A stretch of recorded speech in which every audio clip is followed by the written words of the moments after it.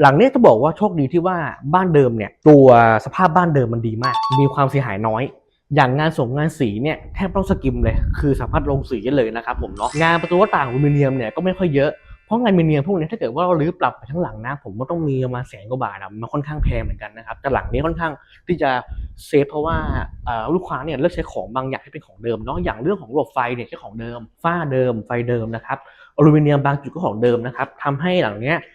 ช่วยรีนคอร์สบางส่วนออกไปได้นะครับผมเนาะรวมถึงแปลนบ้านเนี่ยมันถูกต่อเติมมาหมดแล้วทำให้การต่อเติมโครงสร้างใหม่มีน้อยนะครับอย่างตรงนี้เนี่ยเป็นส่วนครัวที่เจ้าของบ้านเนี่ยจะดีไซน์เป็นครัวนะครับตรงนี้แล้วผมจะมีการกั้นตรงนี้ปั๊บนี่กั้นนะครับผมเป็นส่วนครัวสวยๆฝั่งนี้เลยมีการทำเคาน์เตอร์เพื่อเป็นการปรับปรุงฟังก์ชันการใช้งานนะครับผมเพราะส่วนที่จริงๆเนี่ยเป็นส่วนเชื่อมต่อกับห้องรับแขกเราอาจจะกินข้าวโซนนี้